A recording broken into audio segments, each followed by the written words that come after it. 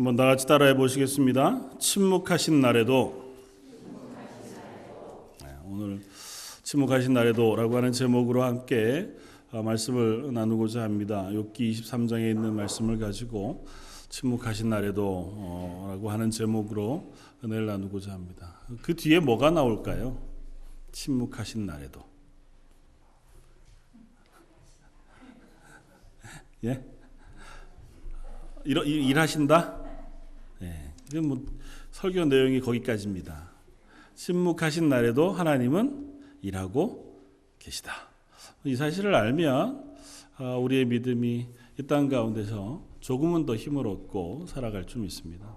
오늘 말씀을 다 묵상하면서 하나님 침묵하시는 것 같아도 또 침묵하신 그 날에도 여전히 하나님은 우리의 하나님 되시고 또 하나님의 구원의 일을 이루어 가시고 또 우리를 향하여 하나님의 행하실 계획들 또 뜻하신 것들을 이루어 가시는 하나님인 줄 믿습니다. 믿음의 고백이 저 여러분들을 이 땅을 살아가게 하는 또 다른 위로와 힘이 되기를 주님의 이름으로 축원을 드립니다. 욥기 말씀은 사실은 참 어렵습니다. 욥기를 설교한 적도 별로 없거니와 욥기를 설교하려고 하면 저도 참 처음부터 끝까지 전체 내용을 그냥 한 번에 이야기하고 설명할 수는 있을지 몰라도 중간중간에 있는 그 말씀들을 어떻게 또 나누고 그 안에서 하나님께서 어떤 것들을 깨닫게 하실런지를 찾아보기가 참 쉽지 않습니다. 특별히 오늘 본문 욥기 23장 말씀은 우리가 참 좋아하는 말씀이기도 합니다. 함께 봉독했던 23장 10절 말씀, 그러나 내가 가는 길을 그가 아시나니 그가 나를 단련하신 후에는 내가 순금같이 되어 나오리라. 우리가 살아가는 그 삶 가운데 때로는 고난이 있고 어려움이 있습니다. 꼭 욕과 같은 상황은 아니라 할지라도 그런 고난이 있을 때 이 말씀이 우리에게 참 위로가 됩니다. 하나님께서 나로 하여금 이 길을 통과하신 후에는 순금과 같이 온전하게 저를 만들어 주실 줄 믿습니다. 그럼에도 불구하고 우리가 욥기 말씀을 묵상하면서 하나님 왜 욥을 그 자리에 두셨을까를 깨달아 알기가 참 어렵고, 특별히 욥기 말씀의 대부분을 차지하고 있는 욥의 세 친구와 욥의 변론 이야기들을 쭉 우리가 읽다가 보면 굳이 이렇게 긴 말씀을 왜 하나님께서 기록해 놓으셨을까 하는 부분에 대해서 좀 어려움을 겪습니다. 분명히 하나님의 이유가 있어서, 욥에게 이유가 있어서 고난을 허락하신 것처럼 우리에게도 이유가 있어서 욥기의 말씀을 분명히 기록해 놓으셔서 우리로 읽게 하셨고 또 듣게 하셨을 터인데, 이곳에서 우리를 향해 하고 계신 말씀은 무엇일까? 오늘 특별히 그 중에서 23장 말씀을 한번 읽으면서 그 가운데 여전히 우리 가운데 일하시는 하나님을 만나기를 원하고 또 그 하나님을 깨달아 알기를 원하시는 그 하나님의 마음을 배워갈 수 있는 시간이 되었으면 좋겠습니다. 욥기 23장의 욥은 세 친구들과 변론하는 가운데 있습니다. 자기의 모든 재산을 다 잃고 자녀들도 다 잃고 아내도 떠나가고 자기 스스로의 몸도 다 상한 채로 죄 위에 앉아서 죄를 뒤집어 쓰고 온몸에 있는 그 가려운 그 상처들을 기와장으로 긋고 있는 그 와중에 친구들이 위로하기 위해 왔습니다. 그런데 위로하러 온 세 친구들이 아무 말 못하고 일주일을 그저 침묵 가운데 같이 있다가 입을 열어서 이제 욥을 향해 이야기하는데 그 이야기가 지금 꽤 긴 시간 계속되어 왔습니다. 23장도 앞에 있는 22장에 나오는 엘리바스라고 하는 한 친구의 말에 대답하는 형식으로 기록되어져 있습니다. 앞쪽에는 보면 이제 친구들이 이야기하는 것이 구구절절 옳습니다. 뭐 대략 한마디로 요약할 수 없지만 얘기인즉슨 네가 당하는 고통이 고난이 이유가 없을 리가 없다. 하나님이 사람을 애매하게 고통 가운데 놓으시는 하나님이 아니시다. 하나님 선하신 하나님이시고 공의로우신 하나님이시므로 네가 당하는 고통에는 분명히 원인이 있을 것이다. 네가 아무리 정직하고 의롭고 온전하게 생활했다 할지라도 네가 모르는 죄를 지었든 감추어 놓은 죄가 있든 그런 것이 있을 것이므로 네가 거기서 돌이켜 회개하면 하나님께서 지금 너의 상황을 바꾸셔서 온전한 곳, 나은 곳으로 인도해 주실 것이다. 그렇게 권면합니다. 그러니까 한마디도 틀린 것이 없어 보입니다. 그런데도 불구하고 욥은 답답합니다. 물론 욥이 나는 계속해서 완강하게 그것에 항변하기도 하고 아니다, 나는 그런 것 없다, 숨기는 거 없고 하나님 앞에서 내가 정말 너 티끌만큼도 죄를 범하지 않았다 그렇게 얘기할 수는 없지만 그래도 내가 이렇게 하나님 앞에 고난을 당해야 할 만큼 하나님의 진노 가운데 있어야 할 만한 자리에는 내가 있지 아니하다. 그 억울함을 항변하고 그것 때문에 괴로워합니다. 그리고 심지어는 그것 때문에 너무너무 하나님 앞에 탄식하고 안타까워하면서 어려움을 토로합니다. 그러다가 오늘 본문에 이르러서는 이제 이 친구의 말을 듣고 그 친구에게 대답하지 않습니다. 니네가 아무리 얘기해도 이제 대답할 힘도 없는 거죠. 얘기해봐야 소용도 없고 내 마음을 알아줄 리도 없고 내 중심을 아는 분은 하나님밖에 없으니 하나님 앞에 하소연하는 말로 오늘 본문이 시작이 됩니다. 2절 말씀은 이렇게 해요. 오늘도 내게 반항하는 마음과 근심이 있나니 내가 받은 재앙이 탄식보다 무거움이라. 내가 하나님 앞에 반항하는 마음과 근심이 있어요. 왜 하나님 날 여기 두셨습니까? 하나님 도대체 뭡니까? 제발 말씀이라도 해주십시오. 그리고 하나님을 찾아 나아갑니다. 내가 어찌하면 하나님을 발견하고 그의 처소에 나아가랴. 어찌하면 그 앞에서 내가 호소하며 변론한 말을 내 입에 채우고 내게 대답하시는 말씀을 내가 알며 내게 이르시는 것을 내가 깨달으랴. 내가 어떻게 하면 하나님의 음성을 들을 수 있을까? 어떻게 하면 이 답답한 마음을 하나님 앞에 토로하고 왜 그러셨는지 그 대답이라도 들을 수 있을까? 그런데 하나님 어떻게 하신다고요? 8절 이하에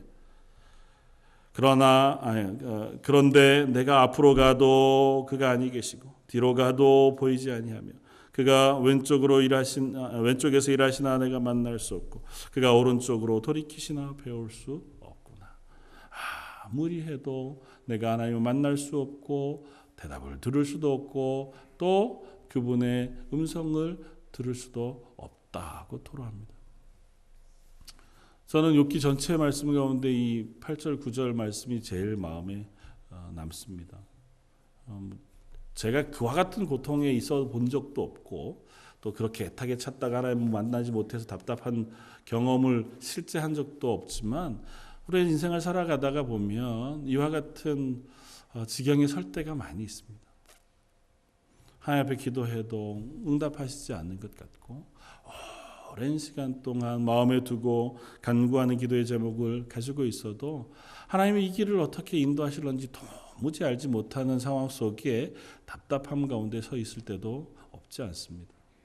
남과 나를 비교해 보아서 그저 그냥 공식대로 스탠다드한 길들이 있다면 다음은 멋줍이 되겠구나 이렇게 알 수 있을 텐데 우리 인생은 그렇지 않단 말이죠. 하나님은 우리의 삶 개인에게 각각의 따라 하나님의 계획을 가지고 계시고 우리를 인도해 가신단 말입니다.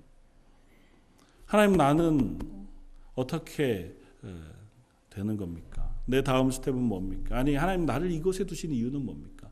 하나님 나를 어떤 길을 가고자 하십니까? 기도해도 잘 하나님의 뜻을 우리에게 말씀하시지 않을 때가 있어요. 마치 침묵하시는 것 같아 보여요.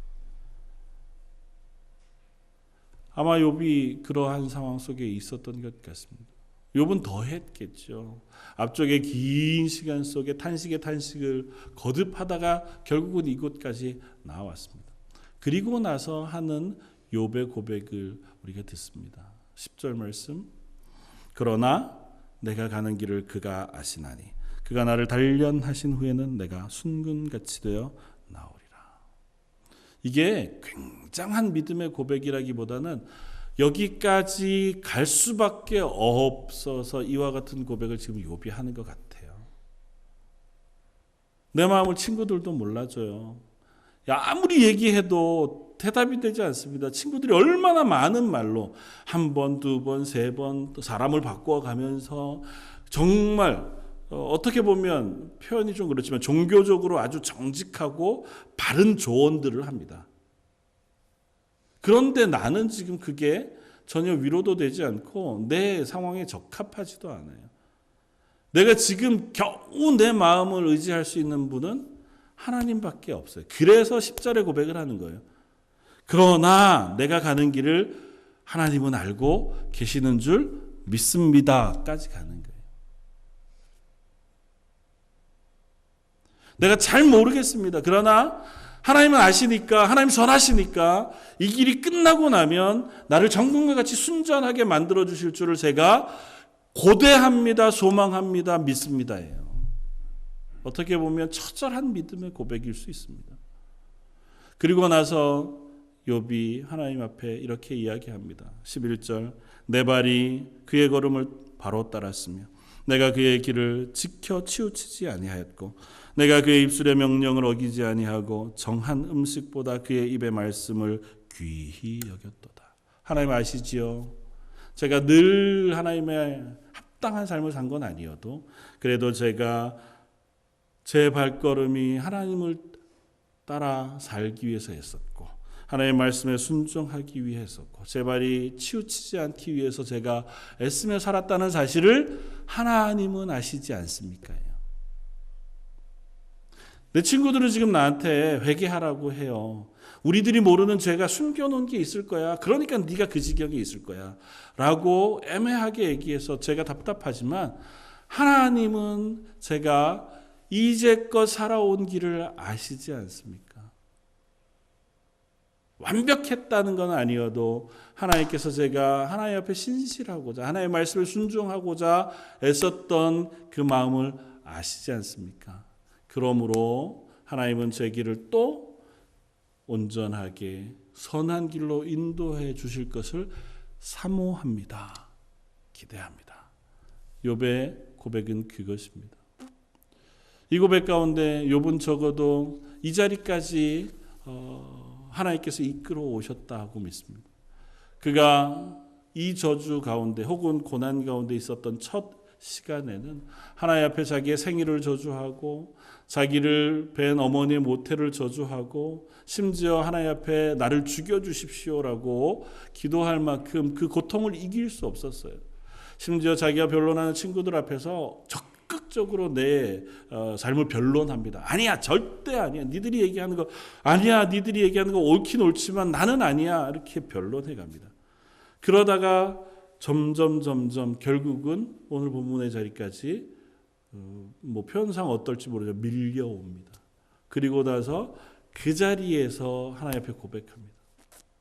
사람들은 모를지라도 저도 어떤지 모르고 하나님이 지금 대답도 안 해주시고 침묵하시는 것 같아도 제가 한 가지 사실만은 붙잡습니다. 하나님은 하나님이 되셔서 나의 삶을 아시고 또 내 삶을 인도해 주는 분이신 줄을 제가 믿습니다. 그리고 하나님에 대한 고백을 13절에 이렇게 합니다. 그는 뜻이 일정하시니 누가 능히 돌이키랴? 그의 마음에 하고자 하시는 것이면 그것을 행하시나니 그런즉 내게 작정하신 것을 이루실 것이라. 이런 일이 그에게 많이 있느니라. 하나님 어떤 하나님이시라고요? 일정하신 하나님이시라고요.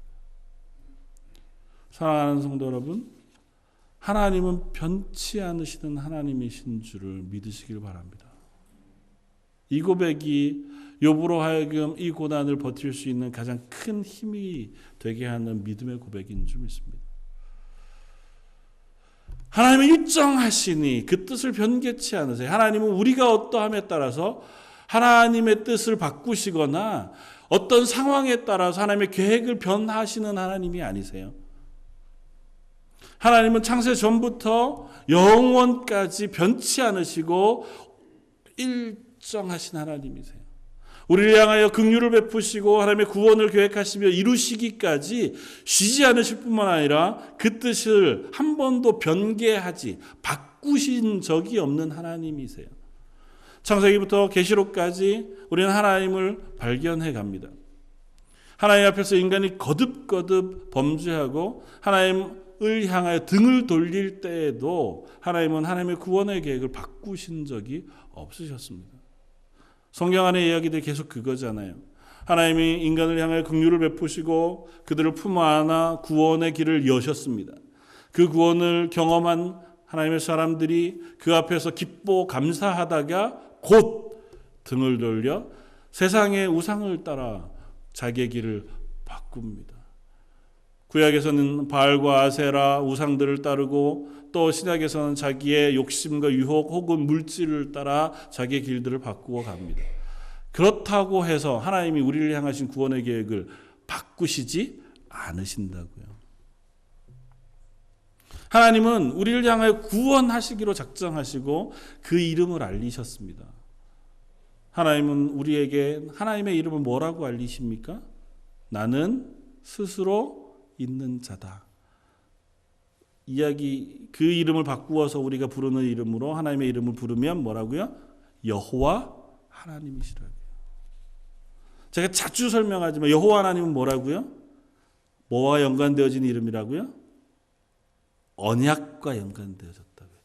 이제 기억하실 만도 한데 제가 여러 번 얘기해서 여호와 하나님은 뭐랑 연결되어 있는 이름이냐면 언약, 구원의 언약과 연결되어 있어요. 처음 하나님께서 여호와 하나님의 이름을 모세에게 계시하실 때에 하나님 그렇게 말씀하세요.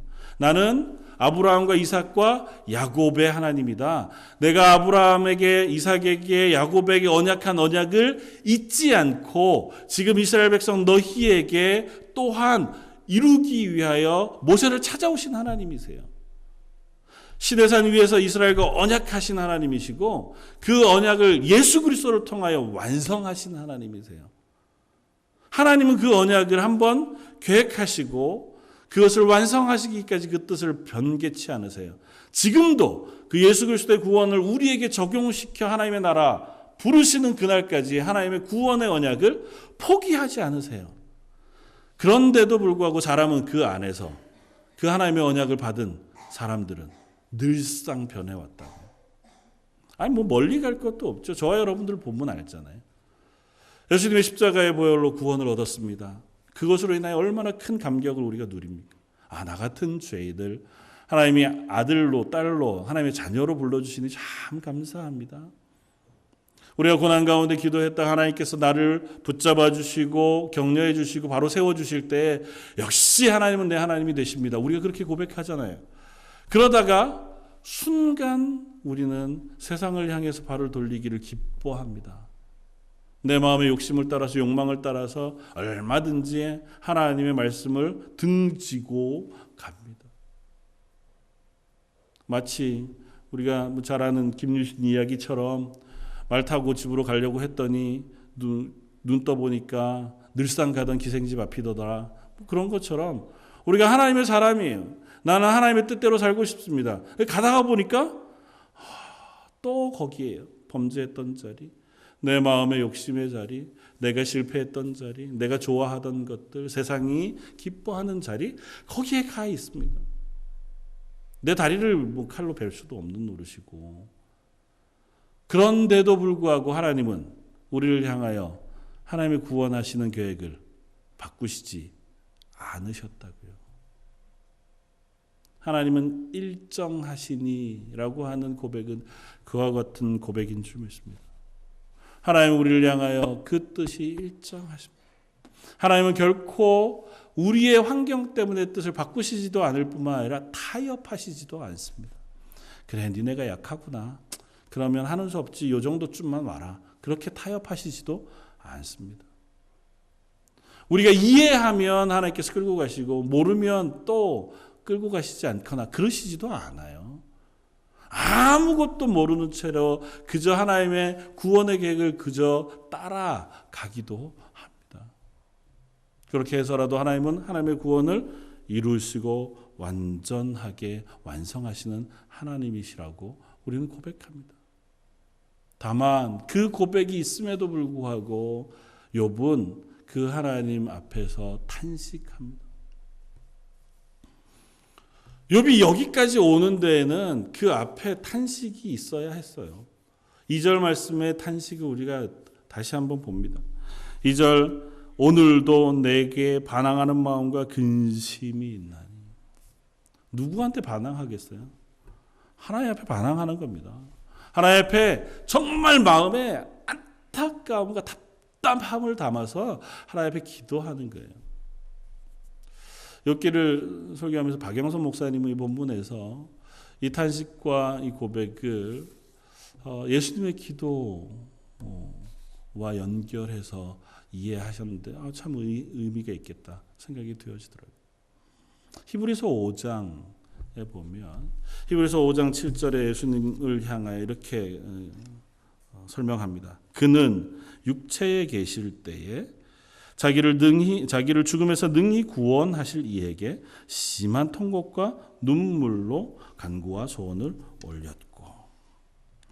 누구를 향하여 말씀하는 말씀이냐면 예수 그리스도에 대한 설명이에요. 특별히 예수 그리스도를 우리의 대제사장 되신 예수님으로 소개하면서 대제사장 되신 예수님을 소개하면서 이렇게 표현해요. 그는 육체에 계실 때에 자기를 죽음에서 능히 구원하실 이. 누구예요? 하나님이시죠.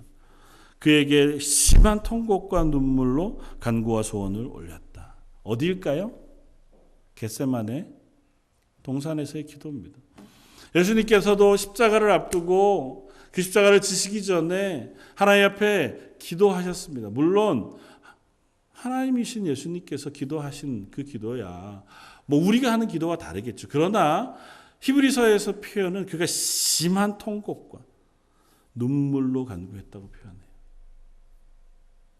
하나님 앞에서 할 수만 있거든 내 잔을 옮겨주십시오. 그의 몸에 땀방울이 핏방울이 될 때까지 하나님 앞에 기도하셨습니다. 예수님도 이와 같은 자리에 서셨다고요. 하나님의 뜻인 줄 압니다. 그러나 할 수만 있다면, 피할 수 있다면 이 잔을 옮겨주십시오 간구하는 그 예수님의 기도도 심한 통곡과 그 간절한 간구를 담아서 하나님 앞에 기도했다고요. 마치 욥이 지금 하나님 앞에 반항하는 마음과 근심으로 기도하고 있는 그 마음처럼 저와 여러분들이 이 땅 가운데 살아가면서 때로는 갈 바를 알지 못하고 응답하시지 않아 침묵하시는 하나님 앞에 정말 눈물 뿌려 기도하고 답답한 마음을 토로하는 그 기도의 자리처럼 예수님도 그와 같이 기도하셨다고요. 그리고 나서 예수님은 어떻게 그 기도를 이루어 가십니까? 그의 경건하심으로 말미암아 들으심을 얻었느니라. 그가 아들이시면서도 받으신 고난으로 순종함을 배워서 온전하게 되셨은즉. 자기에게 순종하는 모든 자에게 영원한 구원의 근원이 되셨다고 히브리서는 표현합니다. 예수님께서는 무엇으로 그 기도의 결말을 맺으셨다고요?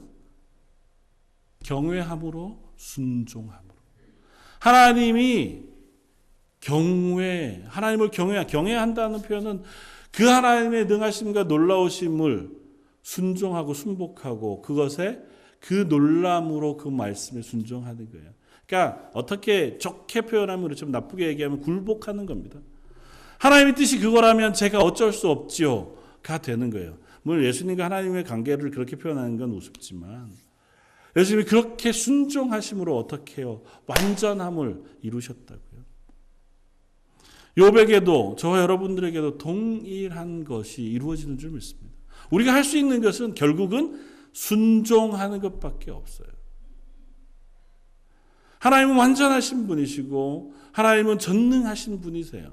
그러니까 하나님의 하시는 일과 그 하나님의 계획에는 변함이 없으시고 그것은 완전하세요. 우리가 그 뜻을 깨달아 알든지 이해해서 깨닫게 되든지 그 길을 알고 따라가든지 모르고 따라가든지 상관없이 그 하나님의 뜻은 완전합니다. 우리가 그 앞에서 살 수 있는 것은 순종함이라는 것입니다. 그리고 그렇게 순종하신 예수님께서 온전하게 되셔서 또한 우리의 중보자, 대제사장이 되셔서 우리의 기도를 들으시고 또한 우리에게 응답하시는 하나님이 되신다는 사실을 우리가 기억해야 합니다. 이 욥기서를 통해서 이 수많은 친구들의 변론을 우리로 하여금 읽게 하시는 이유는 그것입니다. 수많은 친구들의 변론을 듣다가 보면 그게 우리가 가진 생각과 조금도 다르지 않아요. 그리고 우리는 그렇게 생각합니다. 날 이해시켜 주시면 제가 하나님의 말씀에 순종할 수 있을 것 같습니다. 친구들의 얘기가 이해할 만한 거거든요. 믿음을 가진 사람이 하나님 살아계시다고, 그 하나님 거룩하시고 전능하신 하나님이라고 믿었을 때에 설명할 수 있는 설명들이 친구들의 설명이에요. 적어도 우리는 그런 것 정도쯤을 기대합니다. 하나님 그렇게 나에게 설명해 주시고 말씀해 주시면 제가 순종하겠습니다. 그런데 안 돼요. 우리는 그 정도 실력도 안 될 뿐만 아니라 그렇게 한다고 해서 이해할 수 있고 순종할 수 있는 자리에 설 수 있는 사람들이 아니에요. 우리는 그저 예수 그리스도의 모범을 따르는 사람들일 수밖에 없습니다. 그저 하나님의 뜻이 거기에 있기에 나는 다 알지 못해요. 나는 정말 거부하고 싶고 나는 그것에서 벗어날 수만 있다면 하나님 나를 벗어나게 해주십시오라고 간구하는 자리에 있지만, 그러나 그 한계 끝에서 결국은 이것이 하나님의 뜻이라면 제가 순종하게 해주십시오. 그렇게 하나님의 뜻을 알고 하나님을 배워가는 것이 저와 여러분들인 줄 믿습니다. 왜냐하면 그렇게가 아니고 우리가 하나님을 아는 방법이 없기 때문에 그래요. 하나님에 대해서 우리가 성경을 잘 읽어가면서 하나님은 이런 분이시구나. 그리고 하나님은 이런 뜻을 가지고 계시구나. 이성적으로 깨달아 알아 내 의지를 가지고 하나님의 뜻에 합당하게 순종하여 그 길을 걸어갈 수 있습니다. 저와 여러분들이 그럴 수 있을까요? 아니요. 그렇게 잘 안 되더라고요. 하나님 우리에게 말씀하셨습니다. 성경을 통해서 하나님의 뜻을 말씀해 주세요. 그리고 하나님의 구원의 계획을 알려주시고 하나님이 누구신지에 대해서도 우리로 하여금 설명해 주셨습니다. 그럼에도 불구하고 우리는 그 하나님을 다 알지 못합니다. 그럼에도 불구하고 그 하나님을 알려고 하지도 않는지 모르죠. 하나님의 뜻을 우리는 또한 깨달아 아는 자리에도 서지 못합니다. 그럼에도 불구하고 하나님은 변치 않으시고 하나님의 계획을 이루어 가시고 그 가운데 우리를 하나님의 자녀 삼으시며 우리와 하여금 하나님의 뜻에 순종하는 사람으로 만들어 가시는 줄 믿습니다. 그리고 그것을 위해서 때로는 우리가 알 수 없는 자리에 놓으시기도 하신다고요. 믿음의 자리에 선 수많은 사람들이 그런 길들을 겪었잖아요. 우리가 아는 것처럼 당신의 이름을 여호와라 처음 알리신 그 모세의 인생 우리가 압니다. 모세가 40세에 미디안 광야로 도망쳐서 장인 이드로의 양떼를 칩니다. 나이가 80이 될 때까지. 40년 동안 장인의 양떼를 치면서 그저 미디안 광야를 유리하면서 살아가요. 자기가 가졌던 계획, 자기의 열정, 자기의 체력 모든 것이 다 없어지고 나서야 예수님 하나님께서 그 모세를 부르십니다. 모세의 마음을 충분히 이해할 수 있어요. 이제는 못하겠습니다. 왜 납니까? 이제 와서입니까? 왜 항변하지 않겠어요? 그 40년을 하나님께서 모세로 기다리게 하십니다. 왠지요? 모르지요. 모세가 어떻게 알겠습니까? 모세가 하나님 앞에서 그 40년을 지나는 동안 답답해하지 않았겠습니까? 나를 왜 여기에 두셨습니까? 하고 궁금해하지 않았겠습니까? 하나님께 묻잖아요. 왜 이제 오셔서 나를 그 일로 쓰게 하십니까? 난 못하겠어요. 다른 사람 쓰게 해 주십시오. 그러나 그것이 하나님께서 모세를 낮추시고 절대적으로 하나님의 뜻에 순종하는 지도자로 세우시기 위한 하나님의 뜻이었다는 사실을 우리가 깨닫습니다. 다윗은 어떠한가요? 다윗의 머리에 기름 부음 받고 그 물맷돌로 골리앗을 죽였던 힘있고 담대하던 때, 그리고 그가 온 백성의 칭송을 받는 그때에 하나님 그를 왕으로 삼지 않으셨습니다. 왕이 되려면 최소한 사울 옆에서 비파를 타고 수금을 타는 그 정도쯤이라도 있었으면 좋을 텐데 거기 있다간 단창 맞아 죽게 생겼고 사울이 혈안이 돼서 다윗을 찾는 그 시간을 10년이 넘는 긴 시간을 보내었습니다. 그 기간 동안에 그냥 집안에서만 있었어도 좋았을 것을 그러지 못했고 산으로 들로 도망다니면서 그야말로 거지처럼 살았어요. 동네 불량배처럼 살았습니다. 같이 있는 사람들도 다 그런 사람들이었어요. 억울한 사람들, 그런 사람들이 모여서 성경을 읽다 보면 어떤 일 했냐 하면요. 옛날이니까 이방 블레셋이 이 남쪽에 있는 이스라엘 부호들의 재산들을 탈취하기 위해서 공격해 온단 말이죠. 그냥 아예 군대가 말고 조금씩. 그러니까 그것을 지방에 있는 힘 좋은 깡패 세력이 그걸 막아주는 거예요. 표현을 그렇게 해서 죄송합니다. 지방에 있는 좀 힘 있는 사람들이 그걸 막아줘요. 막아주는 대가로 그 부자로부터 먹을 것을 얻어서 살아가는 게 다윗이 그랬습니다. 근데 그것도 다 못 얻었어요. 때로는 양털 깎는 날 가서 먹을 것 좀 주시오 그랬다가 되게 모욕당하잖아요. 다윗이 그렇게 지냈습니다. 다윗이 어떻게 하나님이 이 기간을 보내게 하시는지 알았겠습니까? 몰랐어요. 왜 이 길을 걷게 하시는지 몰랐다고요. 요셉은요, 저와 여러분들도 때로는 우리가 알지 못하는 길을 걷는 줄 압니다. 그러나 분명한 것은 모세에게도 다윗에게도 요셉에게도 그러하셨던 것처럼 저와 여러분들에게도 동일하게 지금도 하나님은 살아계셔서 일하고 계시고 일정하신 하나님이 저와 여러분들을 향하여 또한 동행하고 계신 줄 믿습니다. 우리가 다 알지 못해도 하나님 우리의 길을 인도해 가셔서 결국은 하나님의 선하신 뜻을 향해서 우리를 인도해 가실 줄 믿습니다. 요한복음 11장에 보면 죽은 나사로를 살리시는 이야기가 나옵니다. 예수님께서 나사로가 아프다 하는 이야기를 듣고 이틀이나 더 지체하신 후에 가세요. 그러면서 예수님께서 하신 말씀이 이것입니다. 내가 거기 있지 아니한 것을 너희를 위하여 기뻐한다고요. 내가 거기 있지 않고 여기 있어서 심지어 나사로가 죽고 나서 그곳에 가야 하는 이 상황을 내가 기뻐해요. 뭐 때문에? 너희 때문에. 너희로 하여금 믿게 하기 위해서. 나사로나 마리아나 마르다는 답답하죠. 예수님 옆에 계셨으면 예수님이 낫게 해주시고 살려주실 수 있을 텐데 왜 여기 계시지 않고 왜 빨리 오시지 않나. 우리의 생각은 그것일 수 있습니다. 그러나 하나님은 거기 계시지 않은 것을 기뻐하신다고 말씀하세요. 그것이 오히려 우리의 믿음이 되고 우리가 하나님을 알아가는 길이 되기 때문이라고 말씀하세요. 저 여러분들의 길을 인도하시는 하나님께서 하나님이 우리가 하나님을 알게 하고 하나님을 믿게 하고 하나님의 뜻에 순종하게 하기 위하여 때로는 우리에게 응답하시지 않는 하나님이시기도 하다는 사실을 우리가 기억할 수 있었으면 좋겠습니다.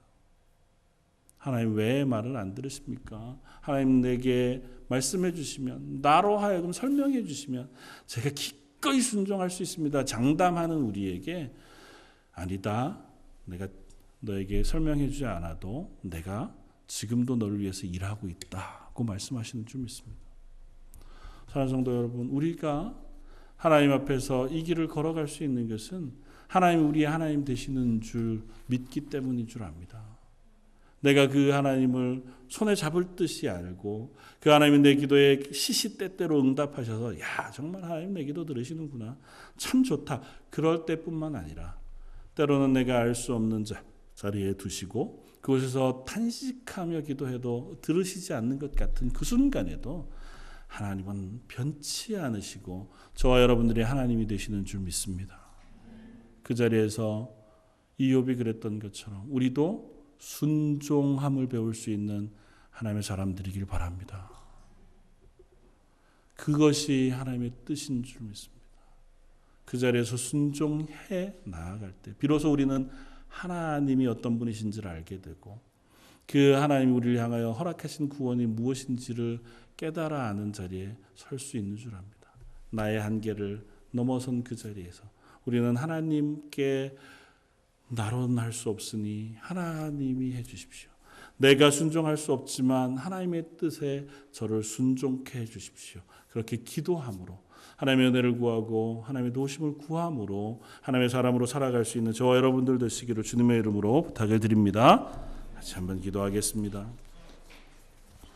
하나님, 저희들이 이 땅 가운데 살아가는 삶 속에 때로는 하나님이 침묵하시는 것과 같은 답답한 자리에 서 있을 때가 있음을 고백합니다. 하나님 앞에 간절히 기도하고 우리의 생각을 알리며 하나님 알려주시면 저희가 변해서 하나님의 뜻대로 살겠습니다 이야기하지만 하나님은 하나님의 뜻 가운데서 우리에게 때로는 침묵하심으로 우리의 길을 인도해 주시기도 하는 사실을 저희가 배웁니다. 하나님 이 땅에서 그 하나님의 백성으로 그 하나님의 자녀로 매일매일 살아갈 수 있도록 은혜 베풀어 주옵소서.